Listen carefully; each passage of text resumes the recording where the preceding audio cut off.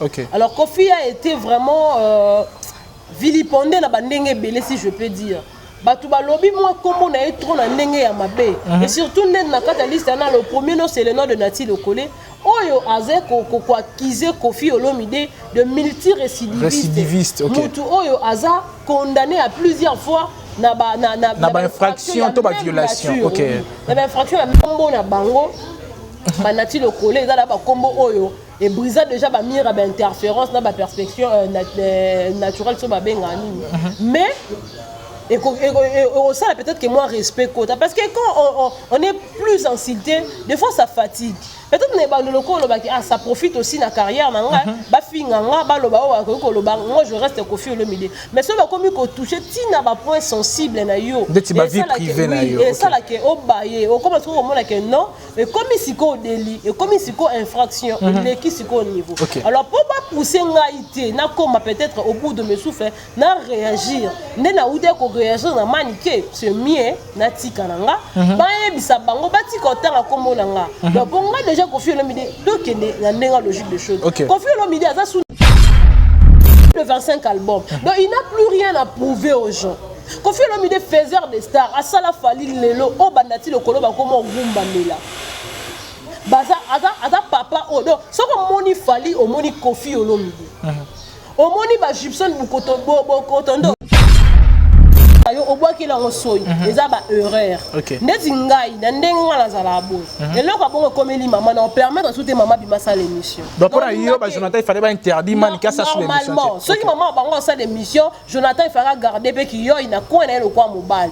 Alors bah que non, on a mobile. Si on a signé pardon par rapport à premier les kaki. Je garde ma position, je reste comme ça, je change pas ma parole. Maintenant yo comme qu'on changer ma parole comme n'importe quoi. Et comme n'importe quoi.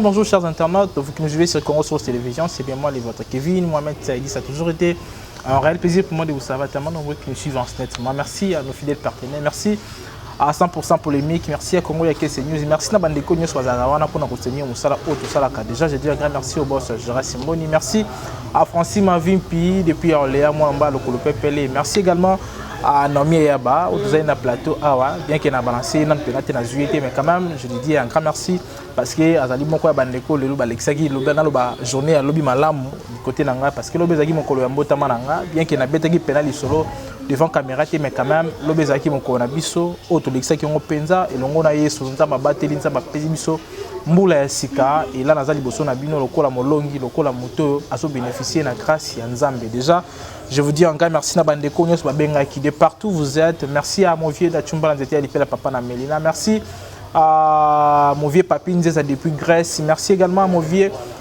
Lissousou. Il faut dans le barabon parce que via Tikarapeti n'a été mon vieux procureur Louvoiseau depuis Paris. Merci à mon vieux Pichungi Touka en plus un depuis Paris également. Et merci à ma vieux Ebele Babenga Ngalobi pour ne pas citer Bakombo et Bakinyaso Awa. Merci également à Trésor pour tout, Tour et Agaga. Donc Lobby appelle les salades bien. Merci également à notre vieux Didier Lacoste. Voama, Bambote Ebele Nae. Merci à Bandeko Ebele. Na biso le mettre Bakombo Bandeko Awa. Na aussi saké parce que Bakombo Zaki Ebele Bapen Nazaki Lobby et Lissou Soufran. Merci à ça pour ça polémique parce que la Santa qui Bolingo. Et merci également à Yama Samba Bandeko Nyoso Baranakati Groupe Abuzo Bakin. Vraiment, la Santa qui Bolingo Lobby et tous ensemble. Déjà, nous sommes là pour le pénal de l'an 6 l'actualité, surtout l'actualité plus sur la toile. Oh, ils allaient Marabou déjà.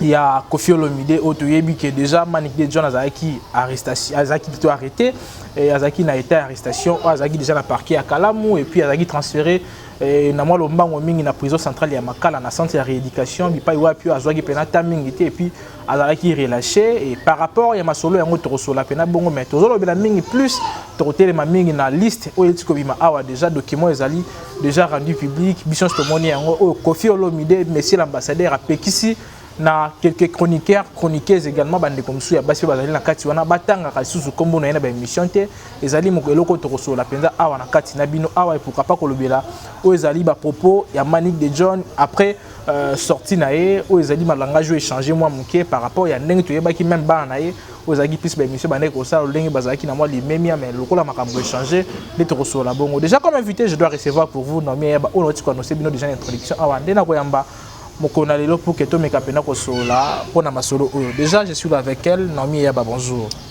Bonjour Kevin Mohamed, bonjour et heureux anniversaire. Merci beaucoup. On a statuté, mais on était quand même ensemble. C'est quand même pourquoi on a statuté. Ok. J'ai dit un grand merci na batutu bazut bakwa kolanda biso et merci beaucoup plus au Dieu tout-puissant créateur de toutes choses vu qu'il nous a encore donné ce souffle de vie. Merci à toi.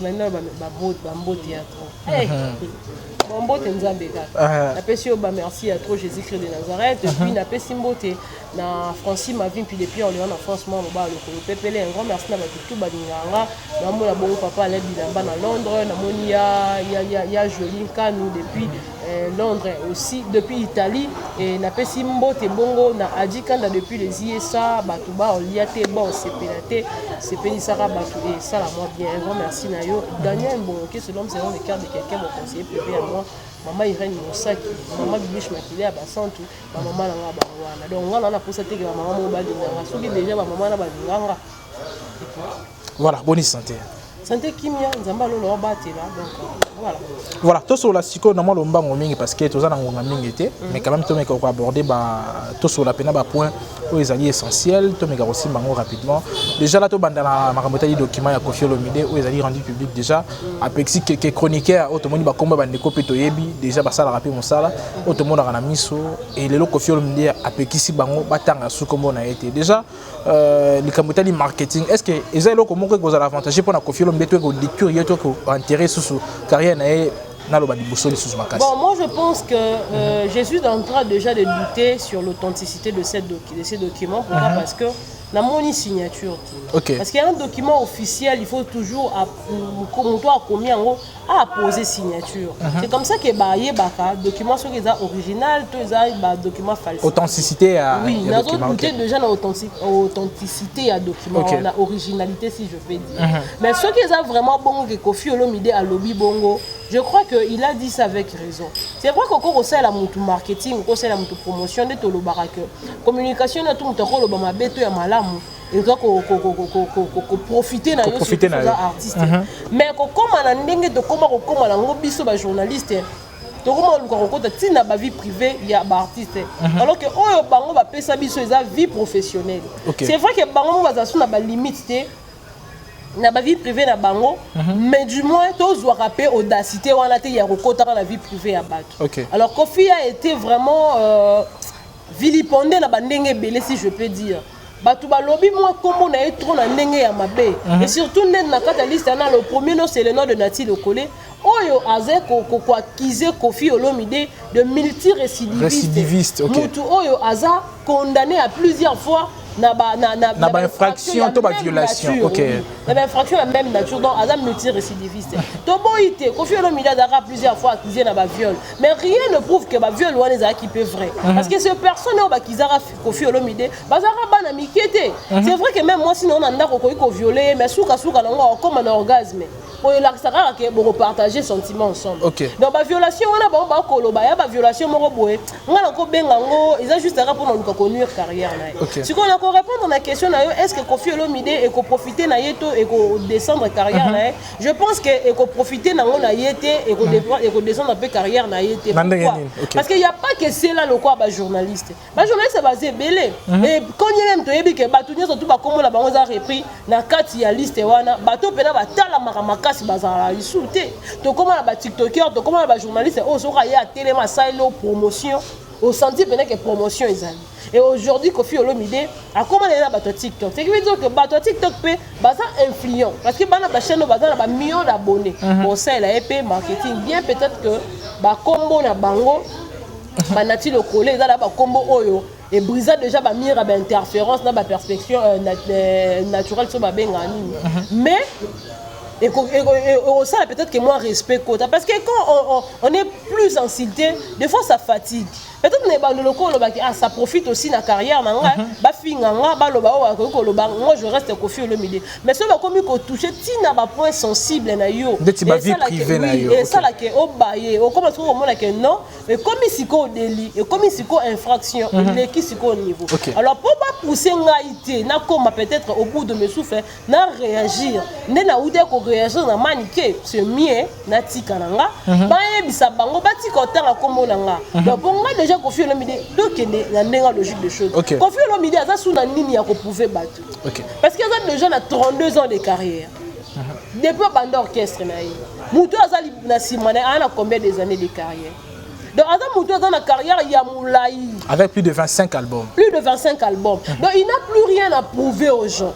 Koffi Olomide faiseur des stars asala fali lelo o bandati le koloba comme ngumbamela baza ada papa o donc soko moni fali o moni Koffi Olomide o moni ba Gibson Butukondolo c'est ça o moni Koffi Olomide o moni fait prince fait babia ndonga chokoro o moni Koffi Olomide ce qu'on yebisanga il a encore quoi ya reprouver dans monde na biso et l'autre. Sa musique a déjà une place importante dans la vie à la mélomane. Donc, attends le long nati le collé, na ba papol mo pasou la na ba toi, na tout ba tangi na kata liste wana, ba tiki ko lobela Koffi Olomide, ba tiki otanga Koffi Olomide. Et ko changer comment là le côté dans un passe peut-être dans Cindy parce que Cindy dans sa carrière na été. OK. Mais dans Koffi Olomide, je pense que est endommagé carrière na. Attends le monté. Il a quand même raison, ce qui document est vrai, il est original. Parce qu'il a posté ça na page na. Et ce qui a posté na page na, c'est déjà vrai. Il a quand même raison, mais le grand mot pas au commettre erreur. Tu aurais dit à poser ta signature pour qu'elle justifie vraiment que les aïeux muto salis et lokoana. Parce que jusqu'à là, bah il y a un document officiel, il faut la signature à salir. Mais on est dans la signature, je suis vraiment en train de douter sur le. Mais quand même dans le document, tout le monde référence déjà. Il y a déjà il y a dépôt, il y a plainte, il y a plainte déjà tout le monde référence dans même référence les alliés et puis il y a également et l'on soit lobby na quatre l'on mentionné pendant que Koffi Olomide à lobby bien que non il y a déjà zali plus moto à cité surtout que bah vous toucher bah point sensible exactement ma vie privée na déjà sur comme na point on a dit que déjà kana des pères na Koffi Olomide mais tout pour ça moi muké les lois Koffi Olomide interdit bande ko batanga kombo na oui bien sûr bah comme bande ko zali wana molongo les ali wana mais les lois bandeko mingi bazana kati wana parce qu'il y a pas seulement bandeko wana ils appellent bandeko musu basaka ba analyse na kombo Koffi Olomide pourquoi c'est que cibler bandeko plus na ndenge na biso de fonctionnaire to yebi ke na bandengo ba internet to balanda biso bazora bango lokola ba profali eta pas kasi bata passion ya Fali to yebi déjà et ça que le toto banda obeta lisuli solo tout le monde connaît la relation ya Koffi Olomide na Fali ba na bonne relation ti ba na bras de fer ya nini. Selon Batum Sous Balobara, Koffi Olomide a regretté Ndenge Fali à Kenda. Il n'a pas fallu à Kende. Il fallait à la capa. Et donc pour certaines personnes, Koffi Olomide a besoin de pas na bima. A besoin de pas na kata famille. Donc moi vivre la famille monsieur la maman pena boti ba na papa mais pas na évoluer ba Kenda musika te. Voilà ça selon Batum ne bande koloba.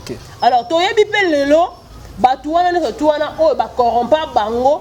Pour combattre la mauvaise campagne, pour pas sa papa. Pourquoi? Parce que moi, je suis tellement dans les mingite. Il faut que papa va le capaciser. Moi, je suis comme moi, je suis solo en général. Moi, je suis dans les mingite pour combattre papa. Papa va combattre, papa va le cacaïti. Pour papa, je suis yo bota kaiti. yo botaka été donc yo zalaka mwana obenga ka papa oza image na yo za marque o yemoka fabriquer na maboko na ye tia koma lelo alors bato wana nyoso twana baza bato basomba molimo na bango donc bango bakolo ba jamais mabe ya dali ya kosomba molimo OK plus loin na on ba kosomba molimo na terme métaphore Kevin ko rendre ba propos na nga dur s'il te plaît kosomba molimo na sens que bas et ba métaphore do ba longa bango ba tia bango idéologie mo ba koma kata idéologie wana et comme donc moralement bazaki corrompu na lo ba OK comment le ko la bana mikie pona yé papa na bango leki ba tutu na makasi pona mwana monsieur nenda leki ba tutu na maeli ata monsieur lobaki na la poisson mais tant yo yana ndako lobi la poisson papa banga c'est la poisson te c'est les poissons mwana oboya obaka te mais c'est nabiso alobaki la poisson ce qui veut dire que mais c'est na bango la personne la plus intelligente na batutu parce que ces gens de ya batuana clique ya batuana tout ils ont été corrompus moralement. Donc c'est tout à fait normal que Bayaka ko vilipande Kofi connaissant la relation au Kofi azanango na mwana nae. Donc c'est tout à fait normal attendre ba komo la ba pesa pena identité. Voilà. Non mais il y a batozo évolué bien que toujours la minute mingi. Mais lelo yo tout monde liste bimi. Mais déjà pour liste o bima lelo, tu bima ramener ndenge bandaka. Ba audio, ma belé belé bimi lelo pour ne pas toujours ngelango parce que aux absolument ta belé. Mais tout est comme on arrestation à Maniké. Maniké ça y parmi bateau ba alimentaki todo ba pena bateau ba alimagi pena moto na sika makambo nyonso. Mais liste bimi Maniké peut être une chroniqueuse. Il y a ça cité dans la liste. Na habité yeba épargner soit il est close na ça qui en coulisses to makambo ça ma ine. Na ngana ina so na comprendre on a Kofi Olomide so baté combat Maniké était pour lui à considérer que Maniké a quand même été à Teyamaki quand même. Elle ne peut peut-être plus répondre de même bêtises qu'avant. Ok. Il y a moi tu sais comment on a été mais Maniké pas bingana ko luka bras de fer tena vie na nga Kofi. Wana za père na nga na bandana le loté déjà Maniké a lobby yango mais Nati Olobangoti. Vous comprenez? Nati Olobangoti. Oui, on reconnaître. Olobangoti. Nati Olobangoti so tembe ay Olobangokas. Ah bateng comme on a muté boto na liste. Ay Olobangoto papa nous pasula ba ay Olobango. Ba Olobangoti mais comment Nika lobengi déjà que non Kofi aza papa nanga. Aza venanga na intérêt te en nuire, na intérêt en détruire te na ko sala na guerre te. Parce que yebisanga comme Maniké dans la liste pour ani. Parce que yekuta kende da makala bakanga qui déjà qui n'est plus en makala. Dans l'équipe nationale ta rééducation. Déjà éducation. Ate yaza na éduqué. Pour moi Maniké aza loyer on éduqué. Elle peut être tout sauf éduqué. On éduqué. Pour ngai na omi ya ba ol na kepena makala na bimi na banda ko sa makambo te na sati donc na même soirée mbala moko émission liboso asa l'émission OK na pesi mote na basa mabala la deuxième femme te to yebi binote ngam tuzo na yebi makambo ya oloba na yebi déjà que azoka ko continuer makambo na ye donc code yango akomi sko koda bitelo ko na tenge ko bakanga nga te tour no yo na komba mutute pona to ba tuninga la justice na esa bango yo ke kombo nania. Vous comprenez? Donc, bon, tant déjà comment Maniké était pour dire, parce que Maniké a l'oba qui a ouvertement qui a vraiment profité. Donc, c'est ça. Voilà, mais non, il y a des bateaux mais qu'on se l'a non mouké parce que le nom de pensa bien que mes choses à la table mouké, mais tout font la peine, tout pour sa réflexion moulaï. Le lot Maniké abîmé. Avant, tant Maniké a qui n'a libossé à Bazouzi, tout n'a libossé à justice, tout le monde a dit moi, Jonathan Kadima, on a dit que ça la émission. À ça, pas seulement une émission. Mais à comment il niveau ya kolela je crois yemo kaloba ki on bien abi na na temps ko benga ravie na biso quadra ko lela ka mambe belé et même na biso sindi voir même na bana ko supplier pour que ameka olimbisa mama mais et le lekeli batu comment Maniké abimi langage changé même pas bana même pas ya mama et le moi na comme tina niveau ya koloba ke Kofi Olomide za vedette sindi le ki za vedette Maniké na za star na yebi to me ko poussa non na yebi bona makanista et loko ni so différencier star na vedette pour na yesko na place wana na bon on va on engagé to côté na ba définition ba star ba vedette parce que star et là étoile ba la sabiso ni to loko ni to nginga ba benga et loko zo bouiller hein si ni wana étoile wana on des star o ba la sabiso pinda na langage mathématique et là ba benga on star donc yo pendo zana o star ko tant alo ba vedette ngana bi vedette ya bateau vedette de la bateau oui ba toi qui es nekunate il y a ce qu'on a là le baka que aza maël était Jonathan oui a maël était déjà son seigneur par dessus les sili na honte quand on a changé langage tin au moins ka batmo boye ba ko comprendre c'est comme il cop na bon ka balé là ya il est toi sauvé pour maman bino a un problème au singe pardon au singe pardon mais tant balimbisi bino il faut aux ala quand même na motema wana ya reconnaître buzobo yo sali parce que yo tango ko reconnaître buzobo yo salité babimisi bino loko ozwi lipa ozana nzala ozwi lipa ole alors comme ko finga muto apia ki olipa ozwi liboko oyo ebande ko lesa yo obwaki la ngosoyi eza ba erreur ndezi ngai na ndenga na zala bo eloko bongo komeli maman na permettre souter maman bimasa l'émission donc pour yo ba Jonathan il fallait pas interdire man ka ça sur l'émission normalement ceux qui maman bango ça l'émission Jonathan il fallait garder pe ki yo ina ko na le kwa mobali alors ba que non ngana mobali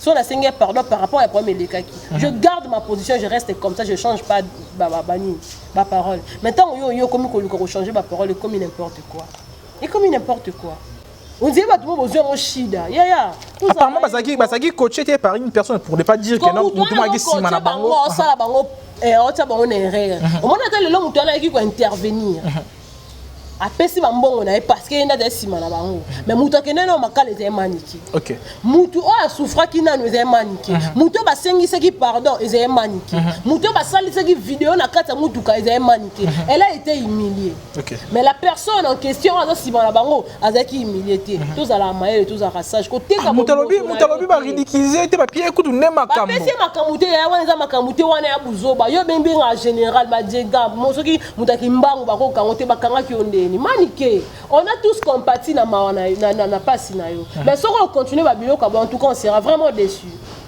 biso on a pour ça tout ça la musala na ndenge singeli critiquer dans la critique est normal dans la loyale on attend mutu sobo ki ba funi na justice ba biso te monsieur madame te mutu aloba na makambo afingité a diffamer place moko te les infractions mais surtout comme le niveau to finga ka to yako ça ba propos au discours toi ba propos outrageant à l'égard ya mutu comme mabe manique à ce moment ici faut zo maele oza dans la quarantaine révolue to kota kana kata ba buso ba pourquoi to sali babuzo bon pétrole qu'est-ce qu'on a gagné manika du bambongo belé l'internet à ça na on elle n'a même pas une parcelle elle n'a pas une voiture tout le pan où ezali ya yete batiki na baboti ko ke yo betali solo ya eloko za co-héritier parce que ata pena bandeko musu bazali do aza co-héritière donc sous bandeko la position bazali babi ah to tikela yazo même kolo ba la ba muka babi c'est tout te kalupa alors le pan tant que veut alors le pan te ngo betela ngani ni kaza le pan manique, maman,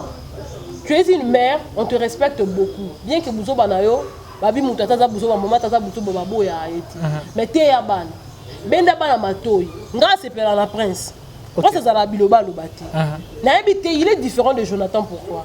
Or, Jonathan, quand il a accès à tout cas, il y a mobile, il y a ma casse, il y a ma yele, on doit soutenir maman comme si c'est un niveau aussi en pardon. Et le long, maman, j'ai liberté, Jonathan, au comi Koloba.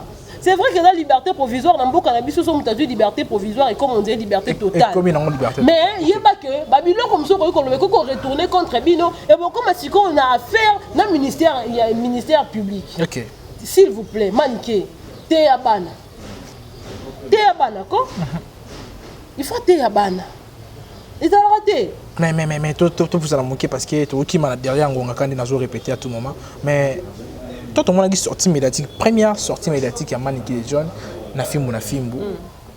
Alors bien clairement que bien qu'Aza relâché parce que tout le monde a même des émissions à Liboson, la presse a lobby ça a souhaité. Mais maman Zara malgré ma belle moi na oyakaka co-parti plutôt na ye comme kokabulaka passe na maman. Prince Azara qui wana et Prince en même ko bima oye mo na débia lobby na ninga ko bima na caméra te melo na ndimi ko bima na caméra. Est-ce que c'était nécessairement important?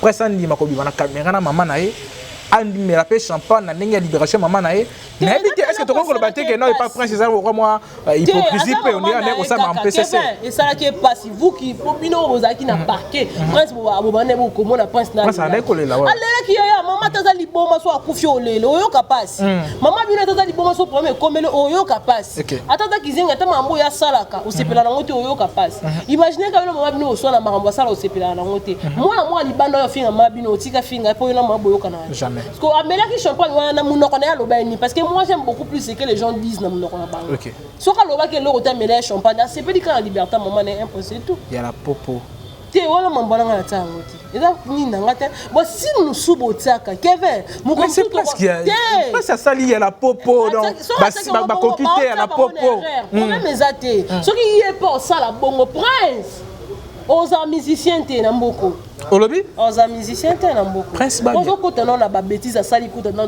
carrière te soit to bandi na kota ba bêtise musicien nini ngo ndima ko zwa ye l'orchestre na oza la te po banga mama bango finga et puis Prince po finga ya si on a vraiment la besoin de carrière, on a vraiment image de Tata na Babia Ndora Chokoro, qui était grand chanteur, malgré que Babylone a aussi bien la vie, Bima la Mambo, fais ta carrière.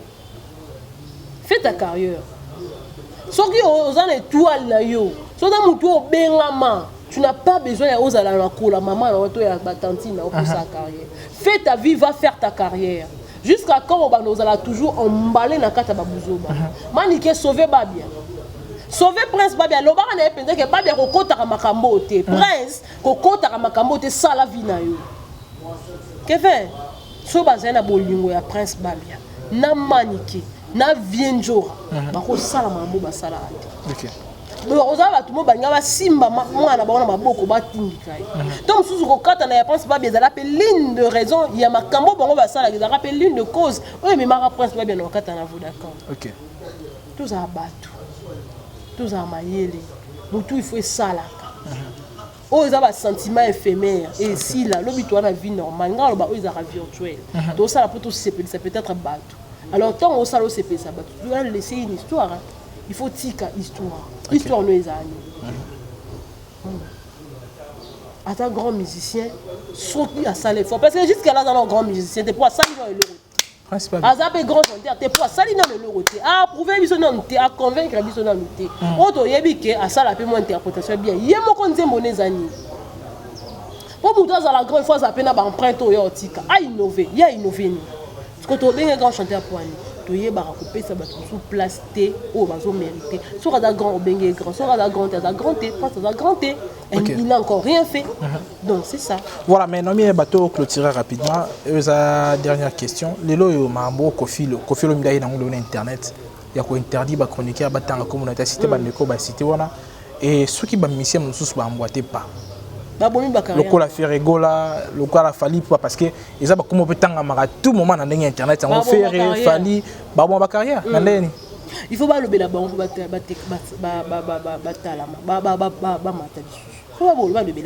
en bien ou en mal et profiter là-bas et casse et bater et profiter là-bas souka balobika bon lo bela biso souté et si donc faire fan di ma baloba na yeke non côté ndeti diamba baloba na lobi balobe ndeti nga kutu so mutabi nga mela diamba e ko sala ngelo côté eza loko sikate ngam na mandiango soda kutu to kabula na diamba na nzela bo kabula pena bo moshoro na soda na nzela bo so balo mela diamba ndese aya bango mo kutu bakota mboka ba mela diamba na monate o mona ndeni yo vana bango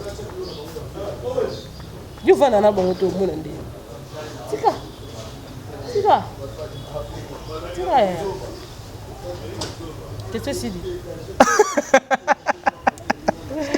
vraiment mais les loyo parce que na ya Koffi Olomide tout le monde qui vite fait arrestation à Maniké ça mis rapidement et tout mais tout sur la scola quand Moro Maniké font là une parenthèse moi rapidement tout sur lango rapidement Maniké les jeunes arrêtés na 5h du matin na Bandal na appartement de Moazoloba bakangi Maniké na ndenge ya affirmation ya Maniké nga azoloba te makambo nga na affirmer mais na ndenge Maniké solaki alors bazui ba mimi na mon fleurir pas Koffi Olomide et même parmi les agents bazaki sur place bon na ba ko swana nga na ko côté nga na ondima ko kima Kinshasa te c'était quoi l'intention il y a bateau bakanga Maniké Maniké na mon fleurir pour basala nini tellement glissant que je peux pas entrer OK parce que na yebaté le côté na yebi mon fleurité na yebi via Koffi Olomide na yebi te kuna na mon fleurir dans la cimetière tout dans la mine yokola et balete donc na zane ko ko lobaté seulement Maniké nda oyebi sabiso après discussion bateau ana aloba esuni kuna ba boma bateau po bandeko banga alobi bazo banga moko bina ko kima Kinshasa te épargner nga permis épargner oh ngapé OK parce que dans le dossier est glissant seulement Maniké connaît la vraie vérité de la chose na bateau bandeko discuter sur maman le bizarre vrai pour moi les babylone mususu na vie faut que ala ka mun européen ya okangama c'est ça tant obi ke baninga ba memanga kuna ba mususu ba lobi ke ba okima c'est un bâton musala bagarde tout ya kofi ba obeba musala et deuxièmement aussi la confiance na bango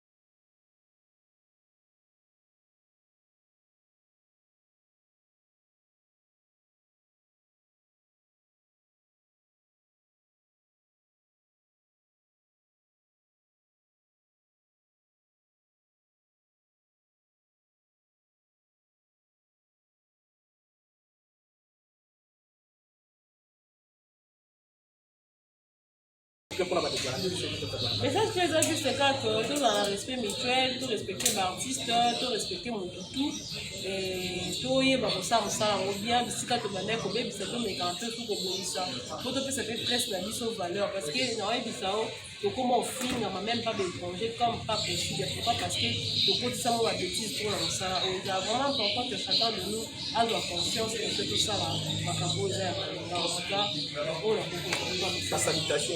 Merci à tout le monde à la Nagringaï, un grand merci à Ajikan depuis le CSA et un merci de l'homme selon les cœurs de quelqu'un, mon conseiller privé, un grand merci à toi, un grand merci à tous les autres voilà, merci beaucoup à Nomi Yaba, merci à Bandikondé, je crois qu'on a assez parlé. On va écouter mes 40 solos, comme a dit sous volume, donc on a redérangé, nous sommes sur les athées, vous avez essayé à battre le télé pour comprendre comment il y a des annonces, pour comprendre tout ça, à moi, émission, à moi, pour ça. Je veux dire, merci au boss, merci à Facile ma vie depuis Orléans, merci à Mauvais de Chumba, merci à vous, merci à Ichaya, 13 étoiles, maman Bijou Changani, maman Abana, merci à vous et merci à Bandeko Bélé, merci à la grande famille Koroso, c'est le merci à Roméo Mouchani, merci à Diolo Mata, merci à Diallo, Yakakardi, merci à Pedro Men, merci à Natacha, merci à Gardelan, merci à Bandeko. Et là, portez-vous bien.